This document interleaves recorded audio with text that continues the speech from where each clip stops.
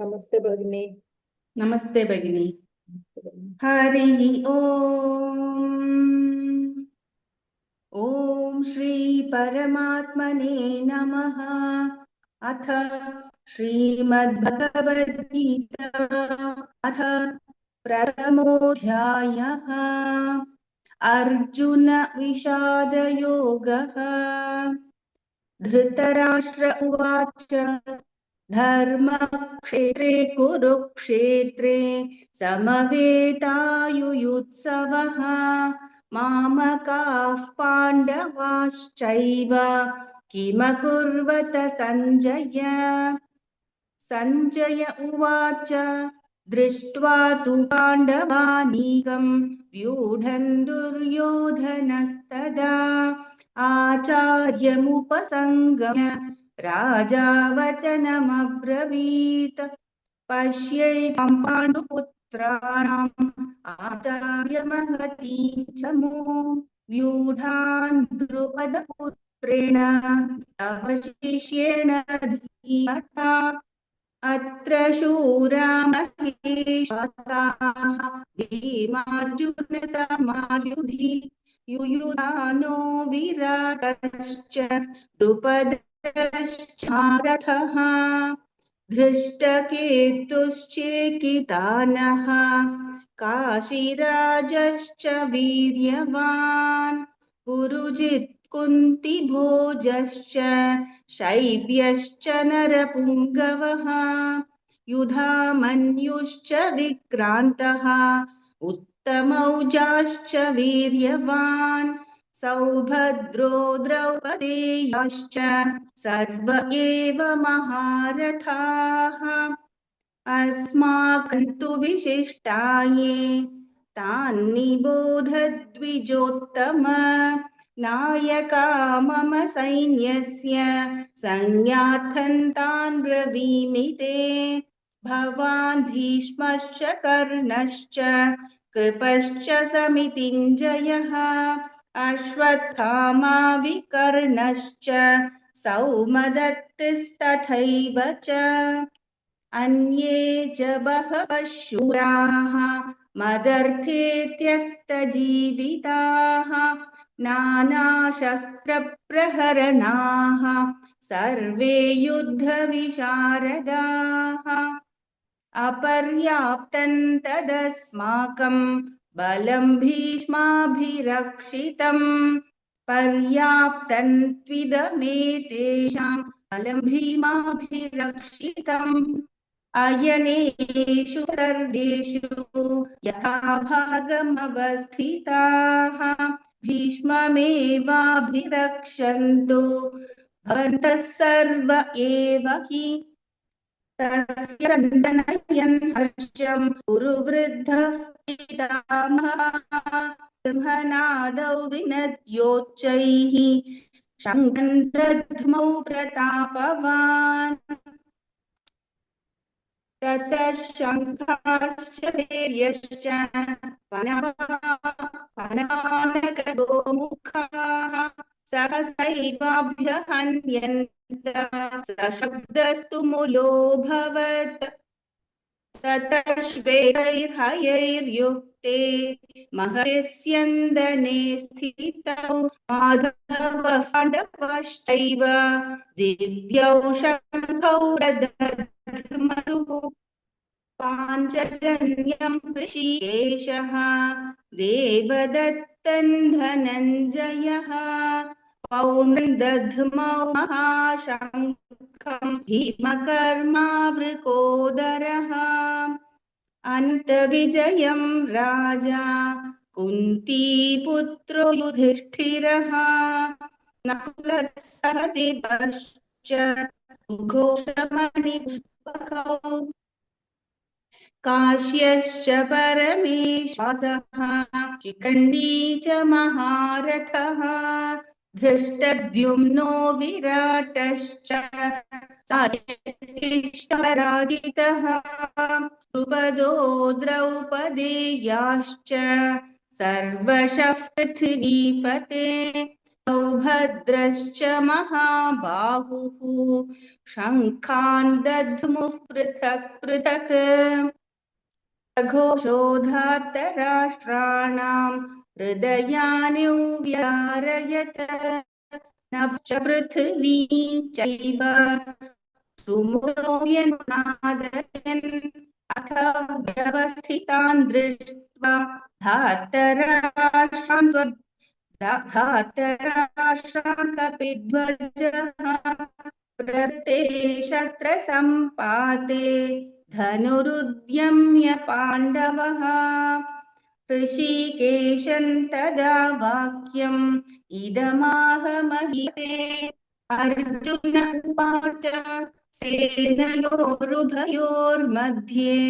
रथं स्थापयमेच्युत यावदेतान्निरीक्षेऽहं योद्धुकामानवस्थितान् कैर्मया सह योद्धव्यम् अस्मिन् रणसमुद्यमे योत्स्यानानवेक्षेऽहं य एतेऽत्र समागताः धार्तराष्ट्रस्य दुर्बुद्धेः युद्धे प्रियचिकीर्षवः सञ्जय उवाच एवमुक्तो ऋषिकेशः गुडाकेन भारत सेनयोरुभयोर्मध्ये स्थापयित्वा रथोऽहम् भीष्मद्रोणप्रमुखः सर्वेषां च महीक्षिताम् उवाच पार्थ पश्यैतान् समवेतान् कुरूनिति तत्रा पश्यत् स्थितान् पार्थः पितॄनथ पितामहान् आचार्यान् मातुलान् भ्रातॄन् पुत्रान् पौत्रान् सखींस्तथा श्वशुरान् सुहृदश्चैव सेनयोरुभयोरपि तान् समीक्ष्य स कौन्तेयः सर्वान् बन्धूनवस्थितान् कृपया परयाविष्टः विषीदन्निदमब्रवीत् अर्जुन उवाच दृष्ट्वेमं स्वजनं कृष्ण युयुत्सुं समुपस्थितं सीदन्ति मम गात्राणि मुखं च परिशुष्यति वेपथुश्च शरीरे मे रोमहर्षश्च जायते गाण्डीवं संसते हस्तात् त्वच्चैव परिदह्यते न च शक्नोम्यवस्थातुं भ्रमतीव च मे मनः निमित्तानि पश्यामि विपरीतानि केशव न च श्रेयोनुपश्यामि हत्वा स्वजनमाहवे न काङ्क्षे विजयं कृष्ण न च राजं सुखानि च किन्नो राज्येन गोविन्द किं भोगैः तेन येषामर्थे काङ्क्षितन्नः राज्यं भोगाः सुखान्यः तैरेव स्थिता युद्धे प्राणां त्यक्त्वा रणानि च आचार्या पितरः पुत्राः तथैव पितामहः मातुला श्वशुराः पौत्राः शाला सम्बन्धिनस्तथा एतान्न हन्तुमिच्छामि घ्नतोऽपि मधुसूदन अपि त्रैलोक्यराज्यस्य हेतो किन्महि कृते निहत्य धार्तराष्ट्रान्नः का प्रीतिः स्याज्जनार्दन पापमेवाश्रयेदस्मात् अद्वैतानाततायिनः तस्मान्नार्हा वयं हन्तुं धार्तराष्ट्रान् स्वबन्धवान् स्वजनं हि कथं हत्वा सुखिनः स्याम माधव यद्यप्येतेन पश्यन्ति चेतसः कुलक्षयं दोषं विद्रोहे च पातकम् कथन्न ज्ञेयमस्माभिः पादस्मान्निवर्तितुं कुलक्षयकृतं दोषं पश्येद् जनार्दन कुलक्षये प्रणश्यन्ति कुलधर्माः सनातनाः धर्मे नष्टे कुलं कृत्स्नम् अधर्मोऽभिभवत्युत अधर्माभिभवात् कृष्ण प्रदुष्यन्ति कुलप्रियाः स्त्रीषु दुष्टासु वार्षेय जायते वर्णसङ्करः संकरो नरकायैव कुलघ्नानुकुलस्य च पतन्ति पितरो ह्येषाम् लुकपिण्डोदकक्रियाः दोषैरेतैः कुलघ्नानां वर्णसङ्करकारकैः उत्साद्यन्ते जातिधर्माः कुलधर्माश्च शाश्वताः उत्सन्नकुलधर्माणां मनुष्याणां जनार्दन नरके नियतौ वासः भवति अहो बत महत्पां ततो व्यवसिता वयं यद्राज्यसुखलोभेन हन्तुं स्वजनमुद्यताः मामपरीकारम् अशस्त्रं शस्त्रपाणयः धातराष्ट्राणे हन्युः तन्मे क्षेमतरं भवेत् संजय उवाच एवमुक्त्वा अर्जुनसङ्ख्ये रथोपस्थमुपागतः विसृज्य चापं शोकसंविघ्नमानः ॐ तत्सदिति श्रीमद्भगवद्गीतासु उपनिषत्सु ब्रह्मविद्यायां योगशास्त्रे श्रीकृष्णार्जुनसंवादे अर्जुनविषादयोगो नाम प्रथमोऽध्यायः। Very nice, Dagini. Very nice. But only the thing is, you need to change your place, I think. Net is not coming properly. Okay. Net is not clear. Your voice is not clear. Okay. Your voice is not clear. Okay, I don't know what happened. Actually, I'm regularly attending from this place only. I don't know what happens to this session. Sorry. Now also your voice is coming cut.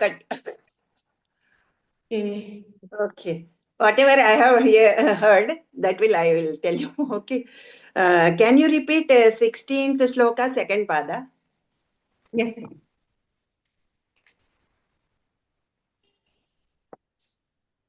Kunti putro Yudhishthirah. Previously I heard putro, not dirgha. It is dirgha. Putro is there. Okay. Putro. Second one, 20th shloka, first pada. Atha vyavasthitan drishtva. Okay. Okay. Previously that Dvitvam I didn't hear. Dvitvam I didn't hear that one. Okay. 25th shloka, first pada.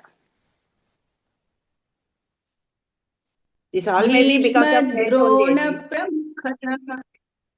Pardon, Bhagini? Okay.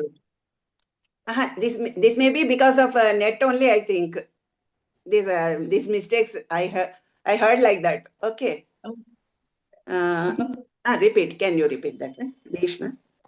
Bhishma Drona Pramukharah. Okay. Shiktam. Okay, okay. 31 slokas, third pada. Na cha shreyo nu pashyami. Okay. 37th shloka, second pada. Dhatarashram svabandhavan. Okay. 41 sloka, third pada.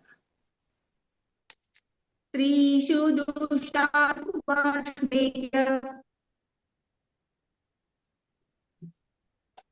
44th sloka, second pada. Manush utsanudadharmanam apushyanam janadana. Maybe because of net only, I think, Bhagini. I heard it Manushyanam, not Dirga. Okay. Okay, Dhanyavad Bhagini. Very nice, Bhagini. Namaste Uma Murli Bhagini. Excellent recitation. Namaste, Because Bhagini. of the audio disturbance only, it is very difficult to follow, but I tried my best.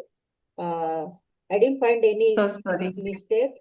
Only 16th chapter, Kunti Putro. Next, repeat that line, Bhagini. 16th shloka, second pada. 16th. Second, okay. Second And pada. the Vijayam Raja Kunti Putro Yudhishthira. That Dha Mahapranam I didn't hear. That's what, that one only. Otherwise, everything is fine. Okay. Check your audio connection, Bhagini. Today, it's usually it's not like that. Today only, from the beginning itself, audio disturbance. No, for Jnana slokas also, she this. Okay. Okay, okay. Okay, but I'll change the place and see for the next one. Okay. ಧನ್ಯವಾದಗಳು Namaste, Padma Bhagini. Start. Namaste, Bhagini. Namaste. Bhagini, Oh. Can you sit a little bit backwards because we can't find your face? Now fine. Yes, Bhagini. But you can hear my voice, ma'am. Yeah. Can yes, Bhagini? Perfect. Okay. Okay. Namaste. Om Shri Paramatmane Namaha.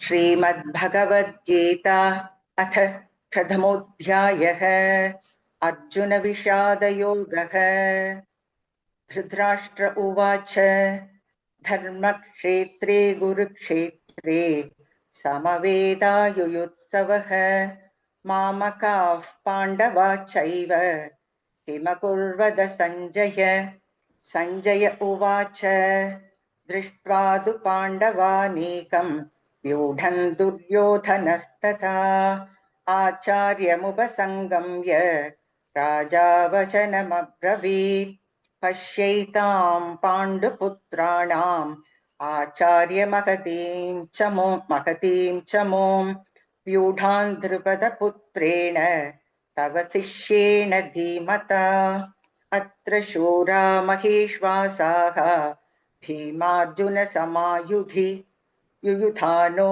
Viratascha Drupatascha Maharataha Drishtaketuschekitanaha Kashirajascha Viryavan Purjit Kunti Bojascha Shaibhyascha Narapunkavaha Yudhamanyuscha Vikrantaha Uttamaujaschcha Viryavan Saubhadro Draupadeyascha Sarvayeva Maharathaha Asmakantu Visishtaye Tani Bodhatvijottama Nayaka Mama Sainyasya Sanyarthan Tan Bravimite Bhavan Bhishmascha Karnascha Kripascha Samitinjayaha Ashvathama Vikarnascha Saumadatti Tathaivata Anye sa Bhagavashuraha Madarthe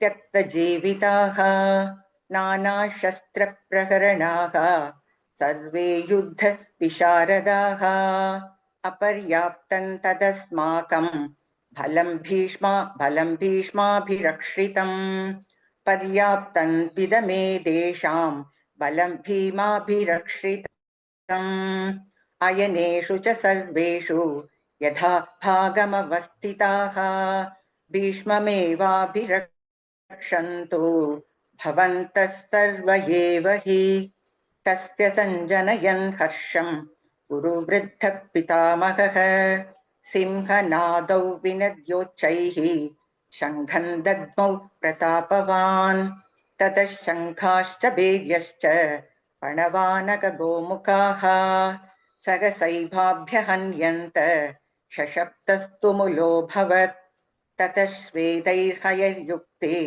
मगधिस्यन्तने स्थितौ माधवः पाण्डवश्चैव दिव्यौ सङ्घौ हृदत्मतुः पाञ्चजन्यं ऋषिकेशः देवदत्तं धनञ्जयः पौण्ड्रं दद्मौ महाशङ्खं भीमकर्मा वृकोदरः अनन्तविजयं राजा कुन्तीपुत्रो युधिष्ठिरः नकुलः सहदेवश्च सुघोषमणिपुष्पकौ काश्यश्च परमेश्वासः शिखण्डी च महारथः दृष्टद्युम्नो विराटश्च सात्यकिश्चापराजितः द्रुपदो द्रौपदेयाश्च सर्वशः पृथिवीपते सौभद्रश्च महाबाहुः शङ्खान् दद्मु पृथक् सघोषो धार्तराष्ट्राणां हृदयानि व्यतारयत् नभश्च पृथिवीं चैव तुमुलो व्यनुनादयन् अथ व्यवस्थितान् दृष्ट्वा धार्तराष्ट्रान् कपिध्वजः प्रवृते शस्त्रसम्पाते धनुरुद्यम्य पाण्डव ऋषिकेशं तदा वाक्यम् इदमाह महीपते अर्जुन उवाच सेनयोरुभयोर्मध्ये रथं स्थापय मेच्युत यावतेदानिरीक्षेऽहं योद्धुकामानवस्थितान् कैर्मया सह योद्धव्यम् अस्मिन् रणसमुद्यमे योत्स्यमानानवेक्षेऽहं ययेदेत्र समागताः धार्तराष्ट्रस्य दुर्बुद्धेः युद्धे प्रियचिकीर्षवः सञ्जय उवाच एवमुक्तो ऋषिकेशः गुडाकेशेन भारत सेनयोरुभयोर्मध्ये स्थापयित्वा रथोत्तमम् भीष्मद्रोण प्रमुखतः सर्वेषां च महीक्षिताम् उवाच पार्थ पश्यैतान् समवेतान् कुरुनिति तत्र पश्य स्थितान् पार्थः पितॄनथ पितामहान् आचार्यान् मातुलान् भ्रातॄन् पुत्रान् पौत्रान् सखींस्तथा श्वशुरान् सुहृदश्चैव सेनयोरुभयोरपि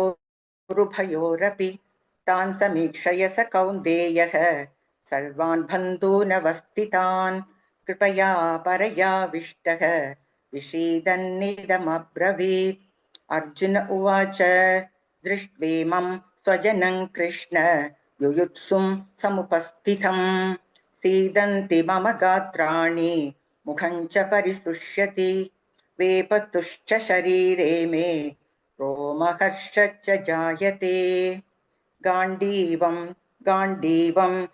संसृते हस्तात् त्वक्चैव परिदह्यते न शक्नोम्यवस्थातुं भ्रमतीव च मे मनः निमित्तानि च पश्यामि विपरीतानि केशव न च श्रेयो न पश्यामि हत्वा स्वजनमाहवे न काङ्क्षे विजयं कृष्ण न च राज्यं सुखानि च किन्नो राज्येन गोविन्द किं भोगैर्जीवितेन वा येषामर्थे काङ्क्षितन्नः राज्यं भोगास्तुकानि च तैमेव स्थिता युद्धे प्राणां त्यक्त्वा धनानि च आचार्याः पितरः पुत्राः तथैव च पितामहाः मातुला श्वशुराः पौत्राः शालाः सम्बन्धिनस्तथा एतान्न हन्तुमिच्छामि घ्नतोऽपि मधुसूदन अपि त्रैलोक्यराज्यस्य हेतोः किन्नु मही कृते निहत्य धार्तराष्ट्रान्नः का प्रीतिः स्यार्जनार्दन पापमेवाश्रये तस्मान् हत्वैतानातताहिनः तस्मान्नार्हा वयं हन्तुं धार्तराष्ट्रान् स्वबान्धवान् स्वजनं हि कथं हत्वा सुखिनः स्याम माधव यद्यप्येतेन पश्यन्ति लोभोपहत चेतसः कुलक्षयकृतं दोषं मित्रद्रोहे च पातकम् कथन्न ध्येयमस्माभिः पापा तस्मान् निवर्तितुं कुलक्षयकृतं दोषं प्रपश्यद्भिर्जनार्दन कुलक्षये प्रणश्यन्ति कुलधर्माः सनातनाः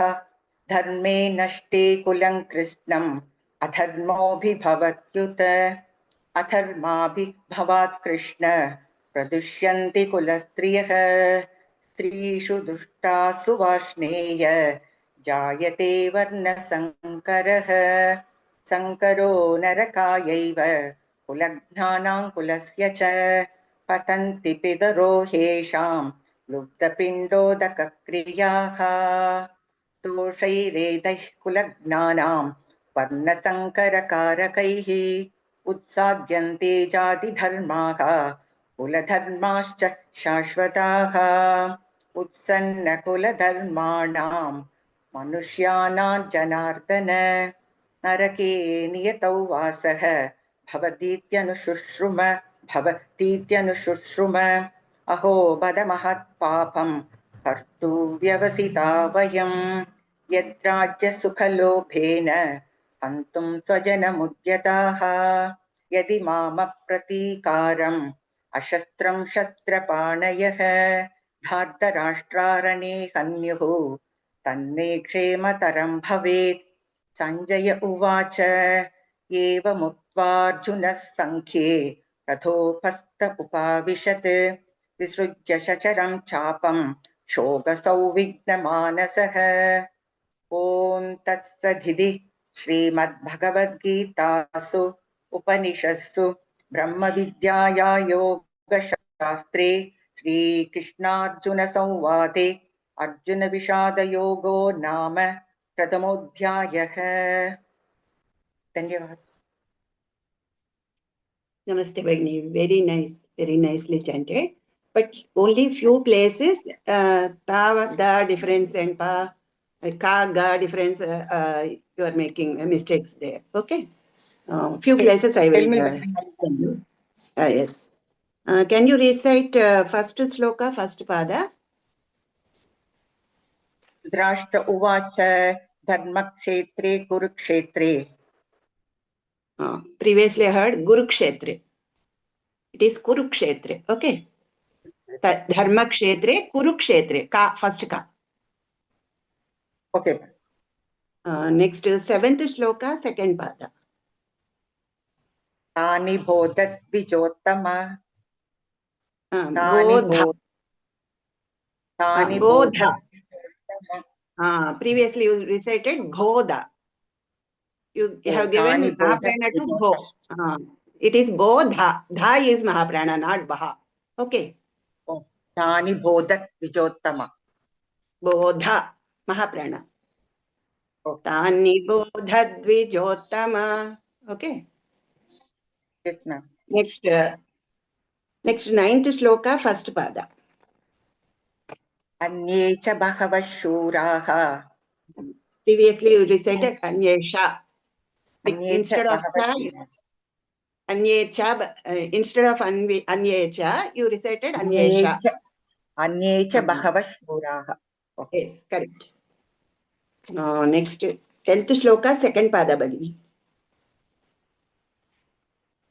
बलं भीष्माभिरक्षितम्. Mahaprana, you missed it. Bhishma you said. बलं भीष्माभिरक्षितम्. Yes. 15th sloka, third pada. पौण्ड्रन् दद्मौ महाशङ्खम् Okay. Next, 18th sloka, first pada. द्रुपदो द्रौपदेयाश्च Ba you are saying, Bhagini. Drupa, that one is pa, first pa.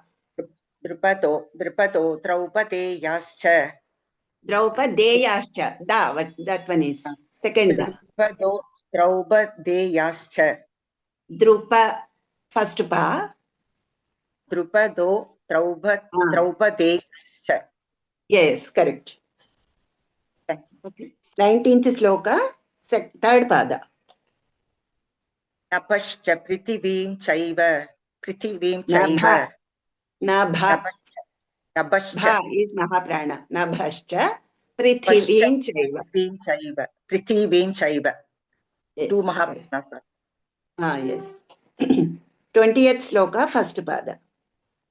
अथ व्यवस्थितान् दृष्ट्वा Athau vyavasthitan drishtva. Dvitvam is there. Athau.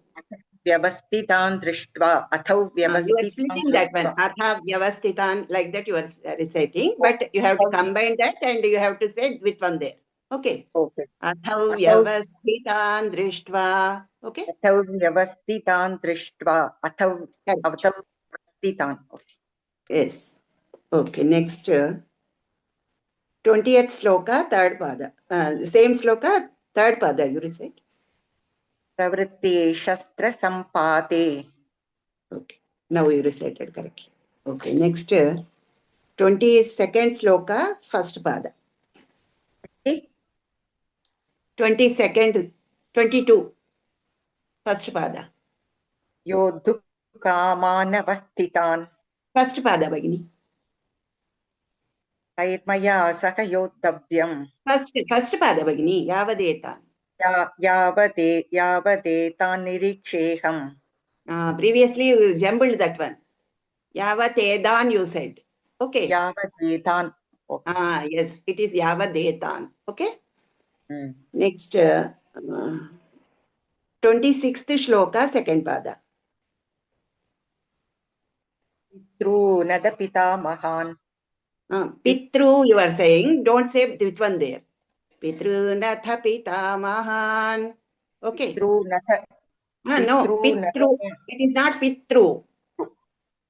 Pitru. Not Dirgham. Dirgham, okay. But Ditvam you are saying, Bhagini. Because means Tru is not a Samyukta Akshar. So you should not say Dvitvam there. Pitrunatha pitamahan. You have to say Pitrunatha. Like that you should not say.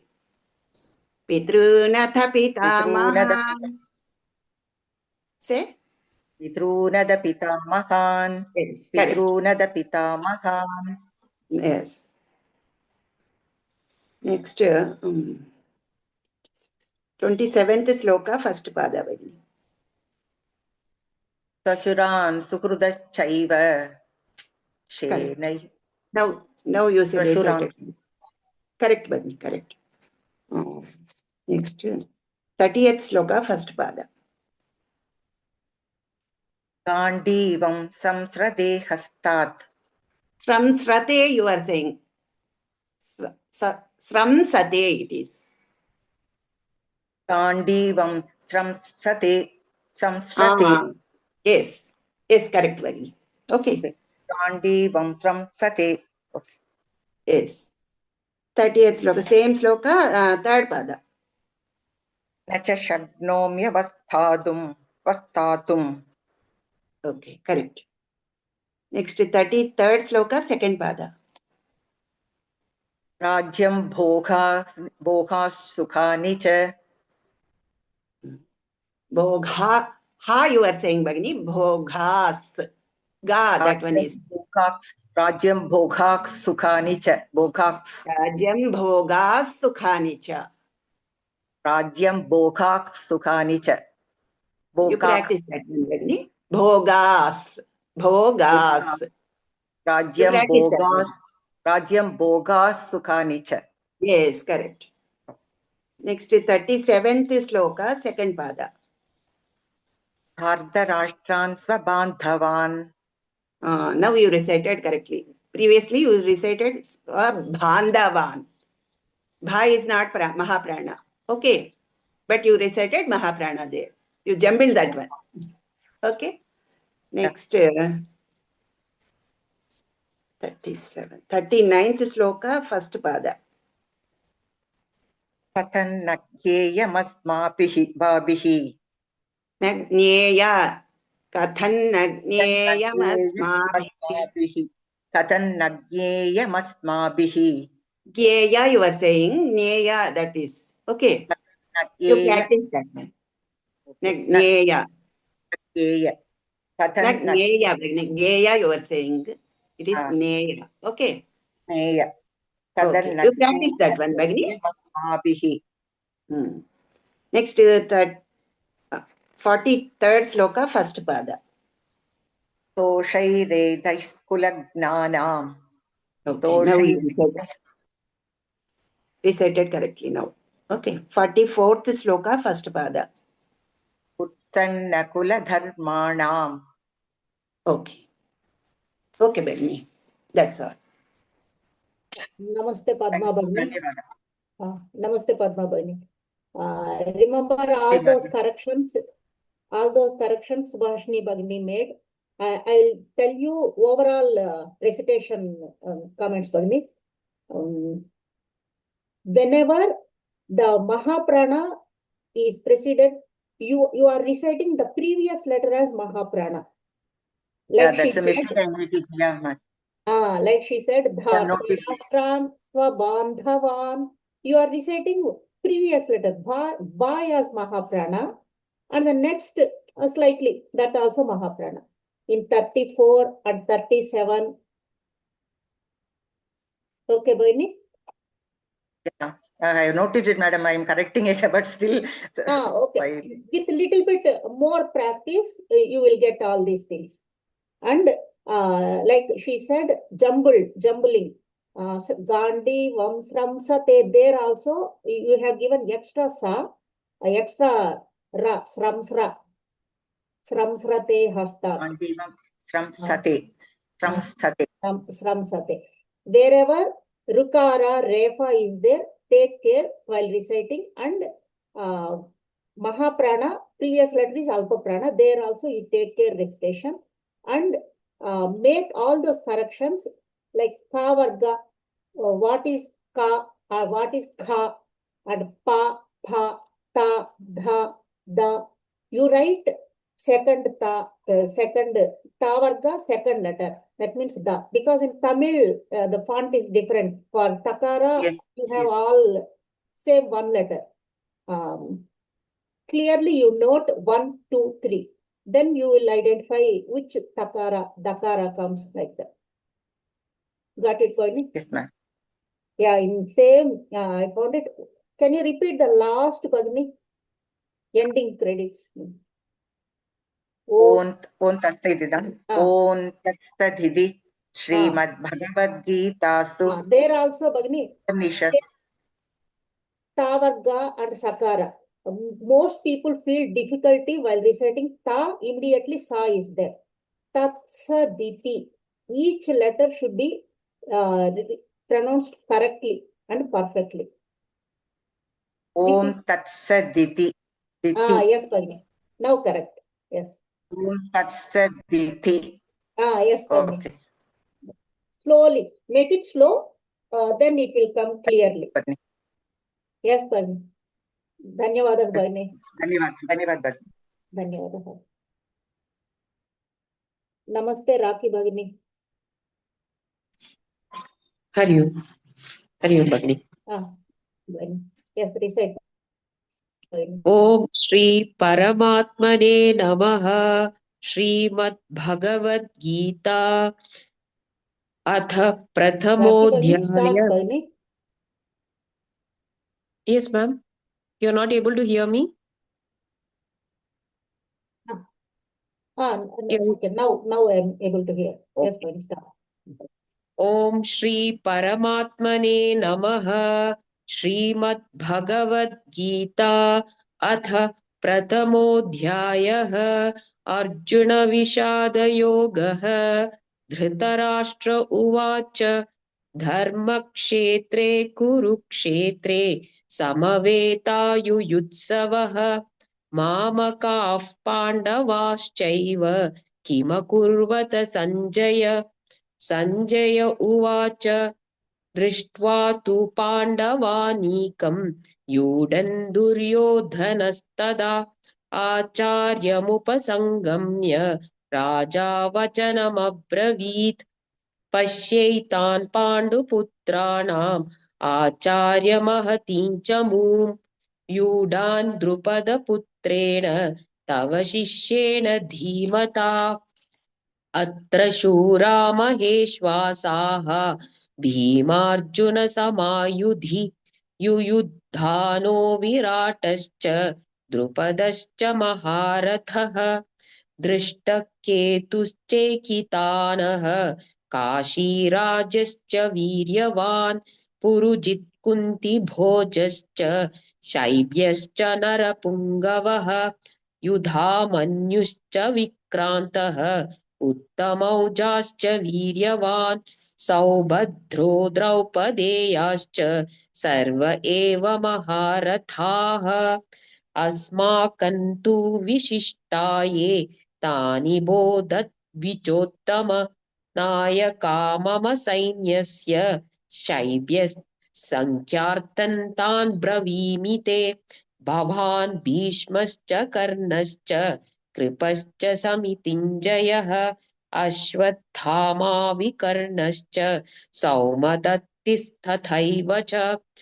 अन्ये च बहवः शूराः मदर्थे त्यक्तजीविताः नानाशस्त्रप्रहरणाः सर्वे युद्धविशारदाः अपर्याप्तं तदस्माकं बलं भीष्माभिरक्षितं पर्याप्तं त्विदमेतेषां बलं भीमाभिरक्षितम् अयनेषु च सर्वेषु यथा भागमवस्थिताः भीष्ममेवाभिरक्षन्तु भवन्तः सर्व एव हि तस्य सञ्जनयन् हर्षं कुरु वृद्धः पितामहः सिंहनादौ विनद्यौ चैः शङ्खं दद्मौ प्रतापवान् ततः शङ्खाश्च भैर्यश्च पणवानकगोमुखाः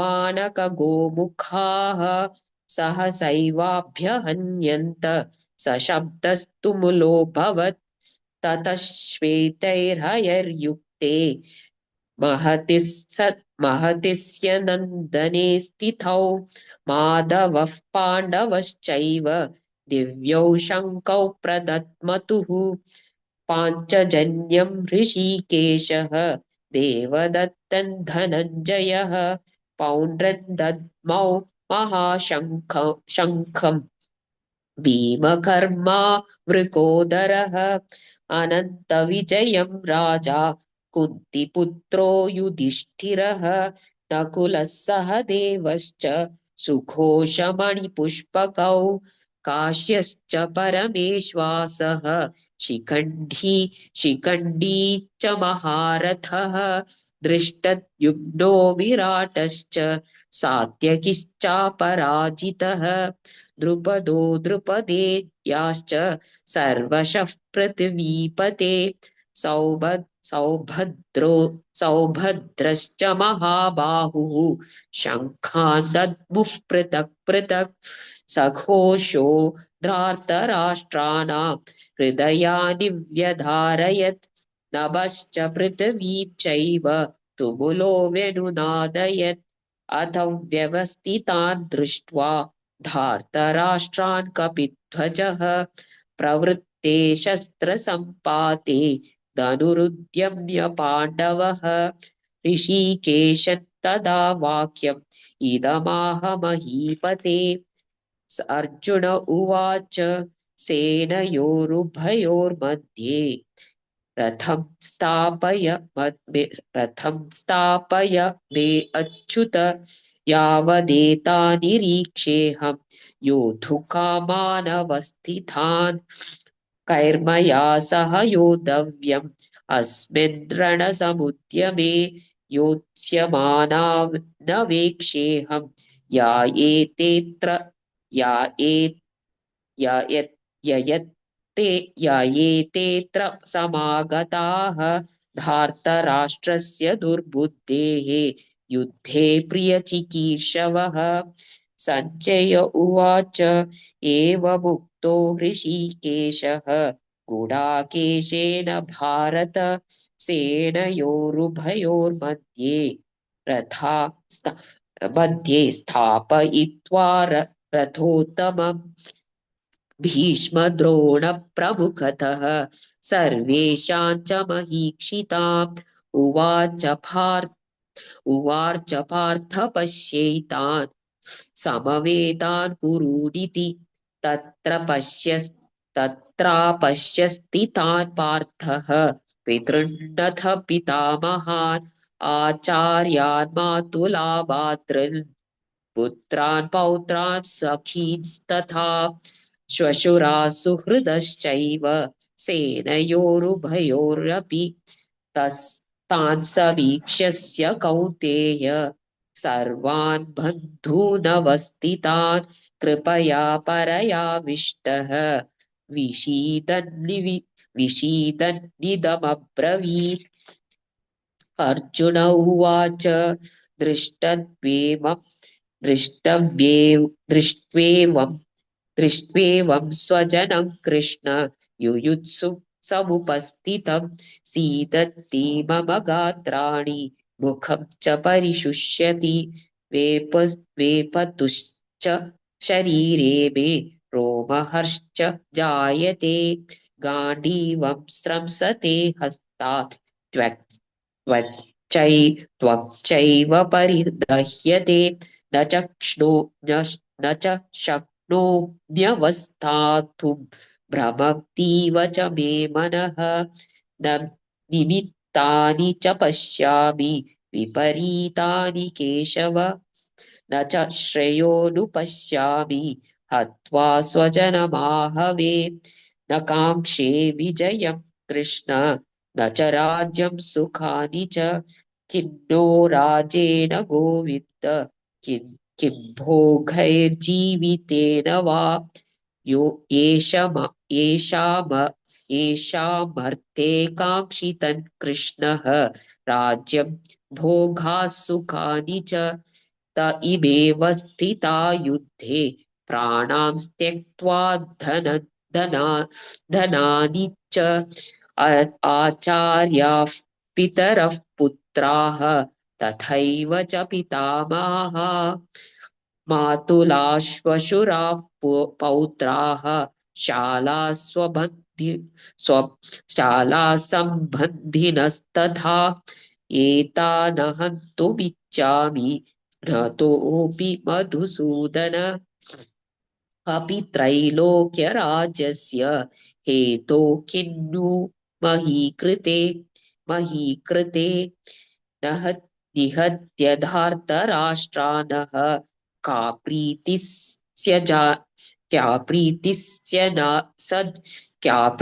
स्या जनार्दन पापमेवाश्रये दस्मान् हत्वैतानाततायिनः तस्मान्नार्हा वयं हन्तुं धार्तराष्ट्रान् स्वबान्धवान् स्वजनं हि कथं हत्वा सुखिनः स्याम माधव यद्यप्येते न पश्यन्ति लोभोपहत चेतसः कुलक्षयकृतं दोषम् मित्रद्रोहे च पातकं कथन्नज्ञेम्यमस्माभिः पापादस्मान्निवर्तितुं कुलक्षयकृतं दोषं प्रपश्यद्भिर्जनार्दन कुलक्षये प्रणश्यन्ति कुलधर्माः सनातनाः धर्मे नष्टे कुलः कृष्णम् अधर्मोऽभिभवत्युत अधर्माभिभवात् कृष्ण प्रदुष्यन्ति कुलस्त्रियः स्त्रीषु दुष्टासु वार्ष्णेय जायते वर्णसङ्करः सङ्करो नरकायैव कुलज्ञानां कुलस्य च पतन्ति पितरो येषां लुप्तपिण्डोदकक्रियाः दोषैरेतैः कुलज्ञाना वर्णसङ्करकारकैः उत्साद्यन्ते जातिधर्माः कुलधर्माश्च शाश्वताः उत्सन्नं कुलधर्माणां मनुष्याणां जनार्दन नरके नियतौ वासः भवतीत्यानुशुश्रुम अहो बत महत्पापम् कर्तुं व्यवसिता वयं यद्राज्यसुखलोभेन हन्तुं स्वजनमुद्यताः यदि मापप्रतीकारम् अशस्त्रं शस्त्रपाणयः धार्तराष्ट्रारणे हन्युः तन्मे क्षेमतरं भवेत् सञ्जय उवाच एवमुक्त्वार्जुनः सङ्ख्ये रथोपस्थ उपाविशत् विसृज्य शरं चापं शोकसंविघ्नमानसः ॐ तत्सदिति श्रीमद्भगवद्गीतासु उपनिषत्सु ब्रह्मविद्याया योगशास्त्रे श्रीकृष्णार्जुनसंवादे अर्जुनविषादयोगो नाम प्रथमोऽध्यायः कृष्णार्पणमस्तु Bhagini, Subhashini Bhagini, I'll interrupt. Sorry to interrupt. Okay. Rakhi Bhagini, there are many mistakes, Bhagini. Many mistakes you have to correct in many places. Just I'll give overall corrections where you have to improve. Hrasvam and Dirgham. Wherever Tatsaditi, for example, I am saying Tatsaditi. So we have to recite it as Hrasvam only. Don't give Dirgha. Okay. And Aitvam. Doshai Retaih I. Doshai Retai. Aikaram should be heard clearly. Okay. Doshai Retai and Yesha Mathe.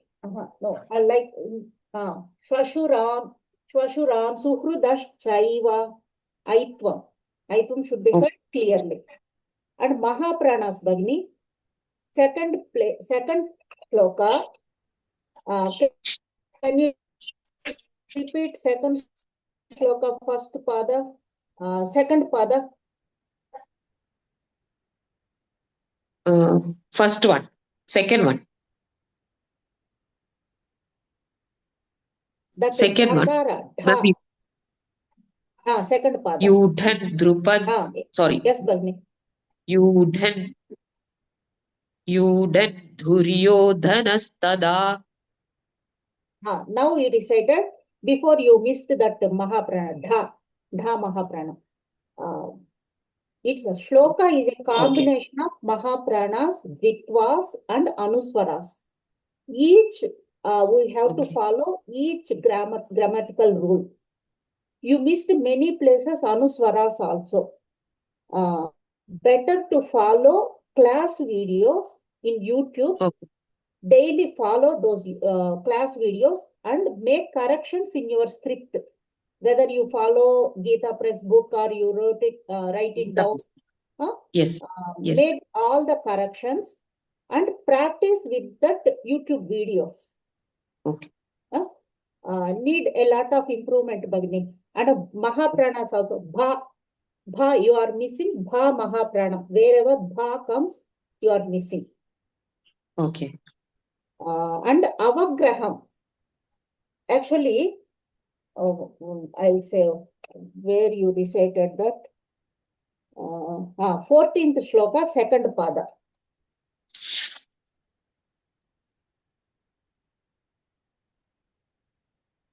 not 14.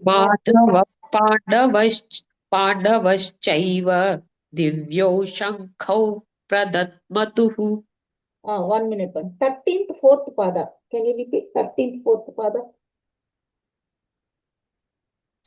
सहसैवाभ्यहन्यन्त सशब्दस्तु मुलोऽभवत्. Here, that avagraha you didn't recite abhavat. Tumulo bhavat. But in another place, 21 4th pada. Recite 21 4th pada. 20 या कैर्मया सह योद्धव्यम् अस्मिन् रण. Bagini, senayor ubhayor madhye. After that. Okay. या सेनयोरुभयोर्मध्ये रथं स्थापयमेच्युत. Mechyuta. Before you recited me achyuta. In between, we don't recite vowels. So that's why instead of akara, we write avagraha. Wherever it comes, don't recite akara. In another place also you repeated that. So make all these corrections. Be ready for the second chapter. From Dhyana Shlokas and chapter 1, you daily practice for me. Because it is very difficult to even each and every shloka we have to correct. It will take almost 10-15 minutes. Isn't it, Subhashini Bhagini? Yeah. Yes, We Bhagini. don't want to discourage you to stop recitation. We thought you may improve till the end. Practice many times, Bhagini. We also came like that. So we practiced many times. We corrected. We followed teachers' guidelines, and improved our recitation. Okay. Dhanyavadas, Bhagini. Dhanyavad, Bhagini. Dhanyavadas, Subhashini Bhagini. I learned the recording. Okay. Mahodaya, it's already 10 a.m. Mahodaya. So it's 9 to 10. So